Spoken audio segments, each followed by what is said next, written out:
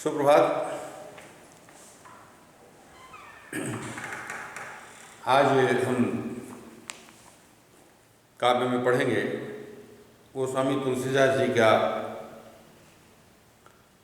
एक यहाँ प्रसंग दिया गया है उनके द्वारा लिखित, जो कि लक्ष्मण शक्ति। जैसा कि हम जानते हैं कि राम बन गए थे पिता की आज्ञा से, पिता के वचन का पालन करते हुए बन गए थे। वहाँ ऐसी कुछ स्थिति परिस्थिति बनी कि रावण जो लंका का राजा था, सीता का हरण कर लिया। इसके लिए बहुत सारे प्रयास राम ने किया, लेकिन रावण था, अभिमानी व्यक्ति था। उसको सब कुछ पता भी था, वो जानता भी था कि मुझे ऐसे ही होना है, इसलिए वो अपनी जिद पे ही अड़ा रहा। तो यह जो प्रसंग है यहाँ पर, ये लंका कांड से है। लक्ष्मण जी को शक्ति बाण लगा हुआ है, मेघनाथ ने शक्ति बाण मार दिया है, और जो है अब राम पूरी तरह से विह्वल हो चुके हैं। और विभीषण जो है, क्योंकि वो रावण का भाई था तो लंका के बारे में उसको बहुत कुछ जानकारी थी। विभीषण बताता है कि लंका में सुखेन नाम का एक वैद्य है, उसको बुलवाइए, वो इस चीज़ का इलाज जानता है। तो हनुमान जी जाते हैं, सुखेन को लाते हैं, और सुखेन वैद्य जो है लक्ष्मण जी की नाड़ी देख करके बताता है कि इसकी औषधि जो है द्रोणागिरि पर्वत पर है, जो कि यहाँ से बहुत दूर है, और सूर्योदय से पहले अगर बूटी न मिल गई लक्ष्मण जी को तो इनके प्राण नहीं रहेंगे, माने लक्ष्मण जी समाप्त हो जाएंगे, लक्ष्मण जी का देहावसान हो जाएगा। और इतनी दूर की यात्रा, रात भर का समय, ये कठिन काम था, और कोई इसका साहस नहीं करता। राम विलाप करने लगते हैं, और विलाप के दौरान लक्ष्मण जी की सारी भक्ति, सारी श्रद्धा जो उन्होंने राम के साथ व्यक्त किया है अपने कर्मों के द्वारा, वो राम जी सब कुछ बता जाते हैं। लक्ष्मण जी की औषधि जो है बहुत दूर है, साहस कोई नहीं कर पा रहा है। हनुमान जी कहते हैं मैं जाके ले आऊँगा, और हनुमान जी चले जाते हैं। उसके बाद रात का दोपहर बीत जाता है, आधी रात हो जाती है। लक्ष्मण जी मूर्छित अवस्था में पड़े हुए हैं, राम विलाप कर रहे हैं, और देख रहे हैं कि आधी रात तो बीत गई, हनुमान जी अभी तक नहीं आए, हनुमान जी अभी तक नहीं आए। बहुत चिंतित होते हैं, और उनके मन में बहुत सारी शंकाएं जन्म लेती हैं, बहुत सारी स्थिति परिस्थिति बनती है कि अयोध्या जाके क्या कहूँगा, लोग क्या कहेंगे कि एक पत्नी के लिए अपने भाई को इन्होंने दांव पे लगा दिया। हाँ, और फिर सुमित्रा माँ को जिन्होंने भेजा है हमारे साथ, उनको क्या जवाब दूंगा मैं। इस तरह से पसों पे इसमें राम फंसे हुए हैं। लेकिन संयोग अच्छा है कि हनुमान जी बूटी लेकर आते हैं। फिर देखें हम क्या होता है। जब सुखेन ने बताया कि बूटी द्रोणागिरि पर्वत पर है और रातों रात आ जानी चाहिए, और सबकी ओर भगवान राम देख रहे हैं कि कौन जाएगा, कैसे होगा, उसी समय हनुमान जी बोल पड़ते हैं। यहीं से प्रसंग शुरू होता है। तव प्रताप उर राख प्रभु जयहु नाथ तुरंत, अस कहि आयस पाय पद बंद चले हनुमंत। अच्छा, थोड़ा सा प्रसंग इसमें और है कि लक्ष्मण जी जब बूटी लेके लौट रहे हैं तो अयोध्या के ऊपर से गुजरते हैं, और अयोध्या के ऊपर जब इस तरह का पहाड़ लेके चले जा रहे हैं, हर हर हर हर हर हर, तो भरत जी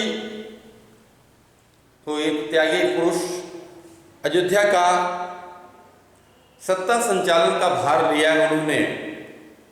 लेकिन देखिए कितनी स्थिति आज बदल गई है कि हम थोड़े थोड़े अपने हिस्से के लिए भाई से बैर विरोध कर लेते हैं, भाई का मान सम्मान गिरा देते हैं।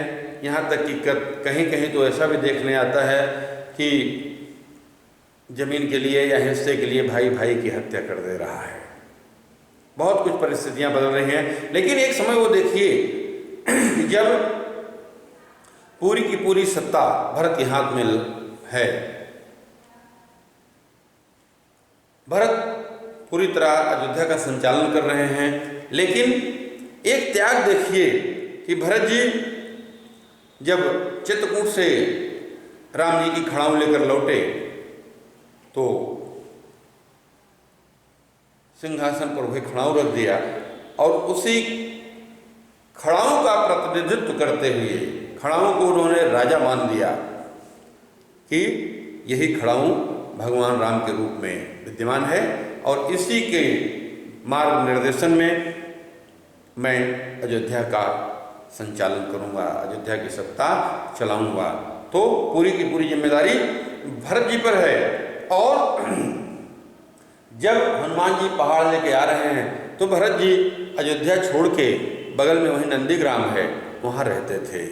गड्ढा खोद करके जब जंगल में देखा, चित्रकूट में देखा कि राम जमीन पर सो रहे हैं, तो जब राम जमीन पर सो रहे हैं तो छोटा भाई होने के नाते तो मुझे तो उनसे नीचे ही सोना पड़ेगा। तो भरत जी ने नंदीग्राम में जाकर के एक गड्ढा बनाया, उसी गड्ढे में निवास कर रहे हैं। तो पहाड़ लेके हनुमान जी चले जा रहे हैं। भरत जी को लगा कि कोई राक्षस जा रहा है, हो सकता है कि कोई अनिष्ट कर दे अयोध्या का, और भरत जी ने बाण मार दिया। लक्ष्मण जी को शक्ति लगी हुई है, हनुमान जी बूटी लेकर जा रहे हैं, भरत ने एक बाण और मार दिया यहाँ पर। और जब हनुमान जी को बाण लगा तो हनुमान राम राम कहते हुए जमीन पर आ गए। और जब भरत जी ने सुना कि ये तो कोई राम का भक्त है, तो भरत जी को अपने अंदर बहुत पीड़ा हुई, बहुत उद्विग्न हो गए भरत जी कि एक अनिष्ट मैंने आज और कर दिया। मेरी वजह से, मेरा नाम लेकर के ही मेरी माँ ने राम को वन भेज दिया था, मेरे कारण ही भगवान राम को वन जाना पड़ा है। क्योंकि अगर मैं न होता तो माँ किसके लिए सत्ता मांगती, कारण तो मैं ही हूँ। भरत जी पूरी तरह से राम के बन जाने का कारण स्वयं को मान रहे हैं। और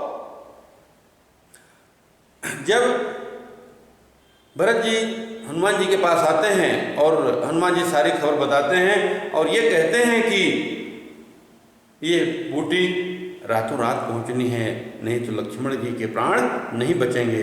भरत जी को बहुत दुख होता है और भरत जी कहते हैं हनुमान जी से कि मेरे बाण पे बैठिए, मैं तुमको अभी पहुंचा देता हूँ, अभी तुम लंका पहुंचोगे, देखते देखते समय नहीं लगेगा। लेकिन हनुमान जी को भी अपनी भक्ति पर गर्व है, मैं भी राम भक्त हूँ।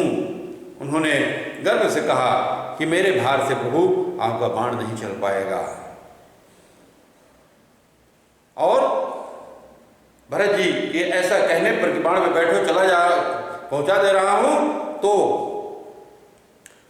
हनुमान जी ने कहा कि तो प्रताप उर राग प्रभु जइहो नाथ तुरंत, अस कही आयस पाई पद बंद चले हनुमंत। हे प्रभु, तव प्रताप, तुम्हारी कृपा से, तुम्हारे बल से, उर राग प्रभु, हृदय में अपने प्रभु को रख करके, हृदय में अपने राम को रख करके, जइहो नाथ तुरंत, हे स्वामी मैं तुरंत पहुंच जाऊंगा, आप चिंता मत कीजिए। अस कहे आयस पाई पद, ऐसा कह करके उनसे अनुमति लिया, उनसे अनुमति लिया। भरत जी से आयस पाए, उन्होंने जब अनुमति दे दिया, पद बंद, उनके चरणों में वंदना किया, उनको प्रणाम किया। हर चलो बंद चलो हनुमान जी वहां से रवाना हो गए। भरत बाहुबल शील गुण प्रभु पद प्रीति अपार मन महु जात सराहत पुनि पुनि पवन कुमार। भरत बाहुबल, भरत की भुजाओं का बल, देखा कि बाण मार दिया, मैं नीचे धराशायी हो गया, जमीन पे आ गया। और बलशील गुण, उनके बल को, उनके सौम्यता को कि कितने सौम्य है भरत। और प्रभु पद प्रीति अपार, भगवान के चरणों में कितनी प्रीति है, क्योंकि जब हनुमान जी को बाण लगा तो भरत ने कहा, जब हनुमान जी ने बताया कि मैं राम का सेवक हूं, लक्ष्मण को शक्ति बाण लगा हुआ है, तो भरत जी ने कहा कि अगर मैंने कुछ भी अंशों में राम की भक्ति किया है, राम की वंदना किया है, राम की आराधना किया है, राम के प्रति जरा भी मेरा स्नेह है, तो तुम दर्द से मुक्त हो जाओ। और इतना कहना नहीं कि हनुमान जी पीड़ा मुक्त हो गए। तो ये भगवान के चरणों में भरत की प्रीति ही थी कि इतना कहने से ही हनुमान का कष्ट दूर हो गया। मन मोह जात सराहत पुनि पुनि पवन कुमार, बार बार उसकी सराहना करते हुए मन में, और हनुमान जी चले जा रहे हैं। भरत के इन सब गुणों की बार बार सराहना करते हुए, बार बार प्रशंसा मन में कर रहे हैं कि क्या भक्ति है, क्या शक्ति है, क्या त्याग है, सब कुछ है। तो ऐसे व्यक्तित्व की सराहना करते हुए हनुमान जी चले जा रहे हैं पहाड़ लेकर के। और यहाँ लक्ष्मण शक्ति जहाँ लगी हुई है, लक्ष्मण जी बेसुध पड़े हुए हैं, राम जी विलाप कर रहे हैं, राम जी दुखी हैं। तो वहाँ राम लक्ष्मण निहारी बोले बचन मनुज अनुसारी अर्ध रात गई कपि नहीं आयो राम उठाए अनुजोर लायो। हनुमान जी की प्रतीक्षा में लगे हुए हैं भगवान राम। आधी रात बीत चुकी है, लेकिन अभी कहीं भी हनुमान का जता पता नहीं है। तो अर्ध हुआ राम लक्ष्मण निहारे, लक्ष्मण जी को देखा, लक्ष्मण की तरफ देखा, उनके मूर्छित शरीर को देखा, तो बोले बचन मनुज अनुसारी। जैसा कि हम सभी जानते हैं ईश्वर का अवतार था, लेकिन यहाँ नर लीला कर रहे हैं, मनुष्य के रूप में अपनी लीलाओं को प्रदर्शित कर रहे हैं। एक मनुष्य जिस तरह से दुखी होता है, जिस तरह से सुख का अनुभव करता है, जिस तरह से उसको पीड़ा होती है, ये भगवान राम सब उसी रूप में प्रस्तुत कर रहे हैं। तो बोले बचन मनुज अनुसारी, मनुष्य की तरह जैसे मनुष्य करता है उस तरह से उन्होंने कहा, बोले वचन वाणी बोले। अर्ध रात गई कप नहीं आयो, आधी रात बीत गई, आधी रात बीत गई है और कप नहीं आयो, अभी तक हनुमान जी कहीं पर दिखाई नहीं दे रहे हैं, अभी तक आए नहीं। राम उठाए अनुजोर लायो, अब राम धीरे धीरे निराशा की तरफ बढ़ रहे हैं, जबकि जान सब कुछ रहे हैं, लेकिन दिखाने के लिए वो नर लीला कर रहे हैं। तो दिखाने के लिए उन्होंने लक्ष्मण जी को उठाया और हृदय से लगा लिया और कहा, सकहु न दुखित मोहि सकहु न दुखित देख मोहि काऊ बंधु सधा तो मृदुल स्वभाव मम हित लाग तजो पितु माता सहयो विपिन हिम आतप बाता। लक्ष्मण जी कह रहे हैं कि हे भाई, हे तात, सकहु न दुखित देख मोहि काऊ, तुमने कभी भी मुझे दुखी नहीं होने दिया। जो भी मेरे ऊपर दुख कभी आया तो वो दुख तुमने अपने ऊपर ले लिया, मेरे ऊपर कभी तुम दुख नहीं आने दिए। तुम्हारे रहते कभी भी मुझे दुख नहीं छू सका। सकहु न दुखित देख मोहि काऊ, कभी भी तुमने मुझे दुखी नहीं होने दिया। तुमने कभी ऐसा हुए नहीं कि तुम देख रहे हो और मैं दुखी हो गया हूँ, ऐसा अवसर कभी नहीं आया। बंधु सदा तो मृदुल स्वभाव, हे भाई, तुम्हारा व्यवहार, तुम्हारा स्वभाव इतना मृदु है, इतना मुलायम, इतना कोमल है, इतना मधुर है कि तुम कभी भी मुझे दुखी नहीं होने दिए। मम हित लाग तजो पितु माता, मेरे ही कारण तुमने माता और पिता का त्याग कर दिया। तुमने मुझे सुख पहुंचाने के लिए, मुझे दुखी न देखने के लिए तुमने माता और पिता दोनों का त्याग कर दिया। और यही नहीं, सहव विपिन हिम आतप बाता, और यहां जंगल में आकर के, विपिन मीन्स जंगल, यहां तुमने सहन किया क्या? हिम माने ठंडक, जाड़ा बर्दाश्त किया, आतप धूप बर्दाश्त किया, गर्मी बर्दाश्त किया, और बाता यहाँ जो तेज हवाएं चली जंगलों में उसका भी तुमने सहन किया। तुम ये सब मेरे सुख के लिए, मेरी सुविधा के लिए, मुझे दुखी न होने के लिए कर रहे हो। इतना तुमने सब यहाँ आकर के किया। और आज जब एक संकट का समय आया है, दशानन से युद्ध छिड़ा हुआ है, और तुम ऐसे समय में मुझे छोड़ के जा रहे हो, तो सो अनुराग कहाँ अब भाई। हे भाई, वो तुम्हारा लगाव, वो तुम्हारी प्रीति कहाँ है अब वो तुमने कहाँ खो दिया, कहाँ कर दिया वो सारी प्रीति को, उस सारी व्यवस्था को जो तुम मुझे दुखी नहीं देखना चाहते थे, वो कहाँ है? उठो न सुनि मम बच बिकलाई, मेरी इस बिकल वाणी को सुनकर उठ जाओ। उठो, तुम्हारे अंदर वो अनुराग है, वो लगन है, कहाँ है वो? मेरी बात सुनो और उठो। और यह कहते हुए भगवान राम कह रहे हैं कि जब जनते बन बंद विशोहु, पिता वचन मनते नहीं ओहु।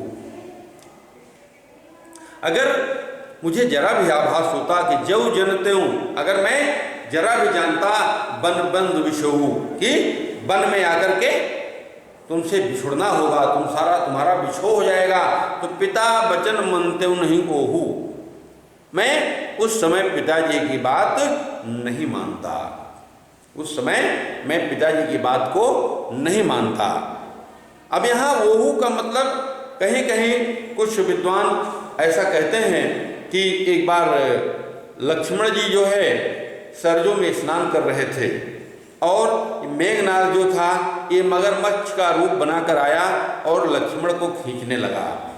तो उस समय भगवान राम ने उस मगरमच्छ को मारने का प्रयास किया था, तो राजा दशरथ ने वहाँ मना कर दिया था, नहीं नहीं, जीव हत्या मत करो।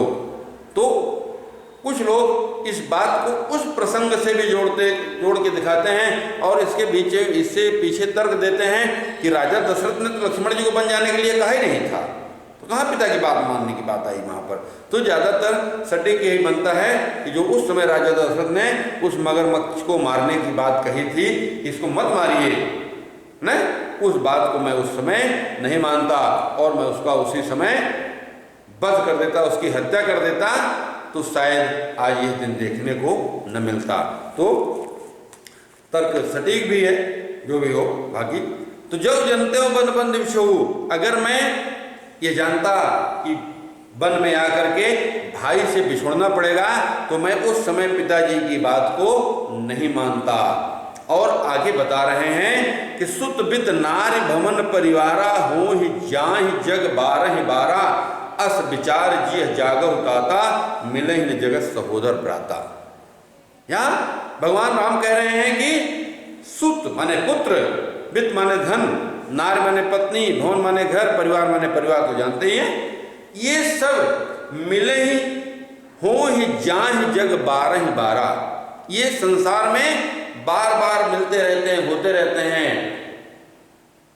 माने पिता वही मिल सकता है अगले जन्म में, बेटा मिल सकता है, पत्नी मिल सकती है, घर मिल सकता है, लेकिन अस विचार जी जागो ताता, हे तात, हे भाई, यह मेरा विचार, यह मेरा मत जान करके जागिए, उठिए। विचार क्या है, मत क्या है कि मिले ही न जगत सहोदर भ्राता, संसार में सगा भाई दोबारा नहीं मिलता है। संसार में सगे भाई दोबारा नहीं मिलते हैं। तो ऐसा विचार करके उठ जाइए, जाग जाइए। हाँ, और उसके बाद राम बताते हैं इस समय मेरी स्थिति कैसी है। जथा पंख बिनु खग अति दीना, जथा पंख बिनु खग अति दीना, मन बिनु फन करिबर करहीना। हाँ, अस मम जीवन बंधु बिनु तोही, जव जड़ दैव जियावे मोही। हाँ, जथा पंख बिनु खग दीना, खग माने होता है पक्षी।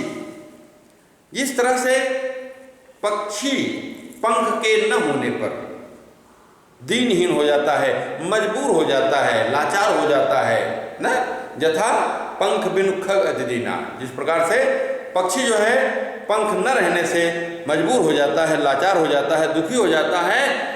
मन बिनु फन, बिना मणि के सांप की जो दशा हो जाती है, बिना मणि के सांप की जो दशा हो जाती है। करिबर करहीना, हाथी सूंड के बिना जो हो जाता है। मालूम है हाथी का सारा काम जो है वो सूंड ही करता है। खाने का काम हो, पीने का काम हो, जो भी काम हो, अपने ऊपर धूल डालने का काम हो, पानी डालने का काम हो, जो भी काम करता है वो अपनी सूंड से ही करता है। अगर उसका सूंड ही वही नहीं रह जाएगा तो उसका जीवन क्या होगा हम कल्पना कर सकते हैं। तो करिबर करहीना, हाथी सूंड के बिना जैसे हो जाता है। तो असमम जीवन बंधु बिनु तोही, हे भाई तुम्हारे बिना मेरा जीवन ऐसे ही है, तुम्हारे बिना मेरा जीवन ऐसे ही है। जैसे पक्षी पंख के बिना हो जाता है, हाथी सूंड के बिना हो जाता है, सांप जो है बिना मणि के हो जाता है, तो उसी तरह की स्थिति मेरी भी हो गई है। अजो जड़ दैव जियावे मोही, अगर इसके बाद भी मेरा दुर्भाग्य मुझे जीवित रखता है तो मेरी दशा ऐसे ही है, ऐसे ही रहेगी।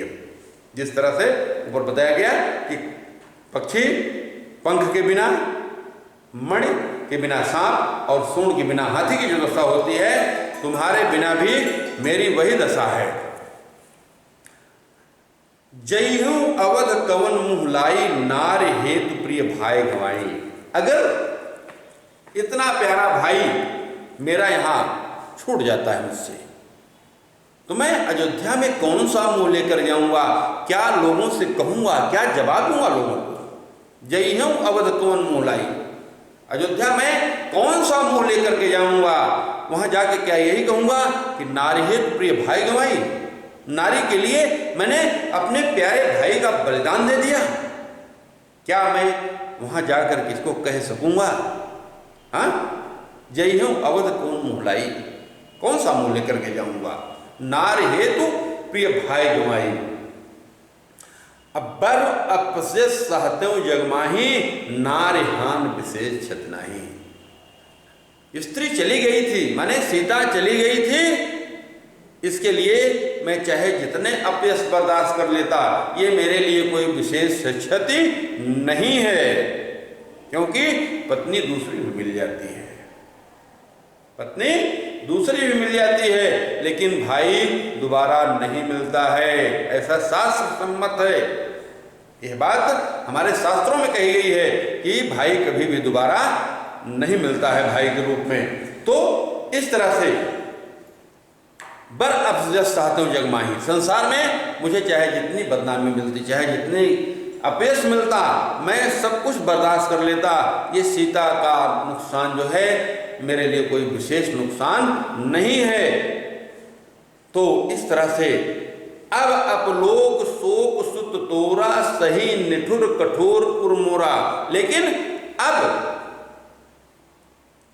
जब तुम्हारा नुकसान हो रहा है, तुम मुझसे बिछुड़ रहे हो ना, और अब अपलोक शोक सुत तोरा, हे सुत, हे लक्ष्मण, ये तुम्हारा जो शोक है, तुम्हारा जो विछोह है, इसके लिए मुझे जो अपयश मिलेगा, इसके लिए मुझे जो अपयश मिलेगा, जो बुराइयां मिलेंगी, सही है निठुर कठोर उर्मोरा, यह मेरे इस कठोर हृदय को सहन करना पड़ेगा, मैं इसको बर्दाश्त करूंगा, ऐसा राम जी कह रहे हैं।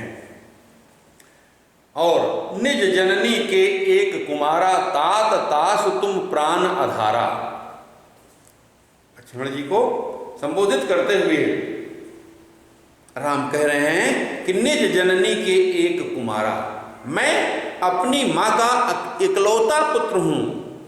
अर्थ इसका यही है कि निज जननी के एक कुमारा, मैं अपनी माँ का इकलौता पुत्र हूं। तात तास तुम प्राण आधारा, और हे तात तुम उसके प्राण के आधार हो, मेरे जीने के आधार हो तुम, तुम्हारे बिना मेरे जीवन का कोई औचित्य नहीं रह जाता है। इसलिए सौंपे से मोह तुम्हें कह पानी, सब विद सुखद परम हित जानी। मां सुमित्रा की चर्चा करते हुए राम जी कह रहे हैं कि सौंपे से मोह तुम्हें ही कह पानी, तुम्हारा हाथ पकड़ करके मां सुमित्रा ने मुझे सौंप दिया था। तुम्हारी भुजा पकड़ करके, तुम्हारी बांह पकड़ करके माता सुमित्रा ने तुम्हें मेरे सुपुर्द किया था, मुझे सौंपा था। असब विद सुखद परम हित जानी, तुम्हारा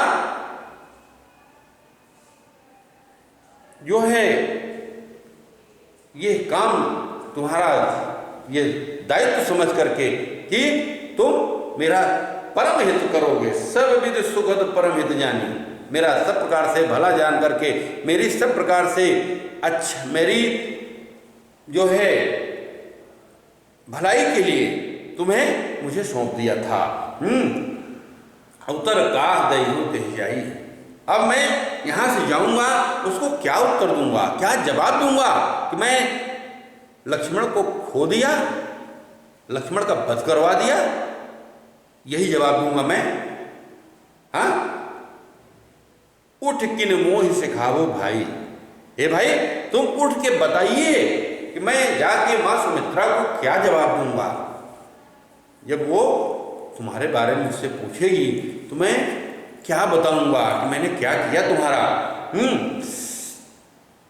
अब्बा विधि सोचत सोच विमोचन, स्रवत सलिल राजीव दल लोचन, उमा एक अखंड रघुराई, नरगत भगत कृपाल दिखाई।